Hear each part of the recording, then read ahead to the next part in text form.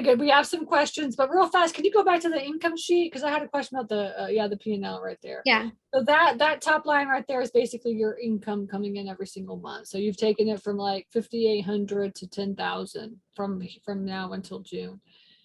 I mean, from January until June is what you're saying. Yeah, this shows you the build here on And what can they do? Like, what can you guesstimate for the last 6 months of the year, oh, you mean income wise? you mean before January? I'm talking about right. the last. Okay, so yeah, and I see this says 10,200. So I was just talking to my husband today, and I like the just like Pete and Stacy, we have our categories. So he said we're at 11,000 now, so that's why I brought that up. So obviously we need to get to the end of July, but we're basically on target for like 11,000 a month. We don't see that doing anything but increasing, because we'll be scheduling some. We're going to go back to the people that we initially raised rates on. So like when you saw I think the initial tenants, like for some reason I always use 10 by 20s. I remember them more than the 10 by 10s, but I think a 10 by 20 when we acquired the property was probably more like $70, but not everybody was paying $70. That was like it was around 70. Don't quote me on that, but it was around $70, maybe a few dollars more than that.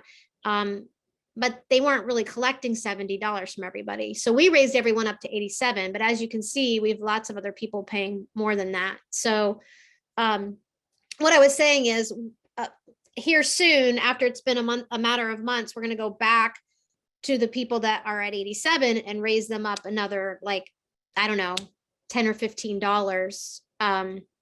And then what we do is we're staggering that process so that only so many people a month are getting notified, so that we don't have we're not giving notice to like 50 people at once about their rate raise and having them all move out at once. So I love that tip that I found from another storage owner. So yeah, so we're on track to be like at 11,000 from July through the end of the year. And that's how we're getting our gross annual income of 132. So some of it is projections, but they're not, I mean, the rates aren't gonna go back down to like 5,000. Okay, cool. Okay, so we have a couple questions. If you have any questions, just put it in here. She's here, and she's been doing this now for a couple of years. She's got 4. So if you have any questions on kind of what she's doing, then you can ask now. So we have a couple questions here. So let's see, hang on. Okay, so it says, hi, Heather. This is from Eric. When you said that the above facility was not on Google, did you mean that they didn't pull up a self-storage when a Google search is done? If they had a landline, wouldn't that appear as self-storage? So, and what I'm saying is they didn't have a Google My Business listing. So they might have been on Google somewhere, but they didn't have a Google My Business listing. So nobody really knew that they were, the only way they were getting customers is from drive-bys and like the phone book or whatever the old school ways are, right?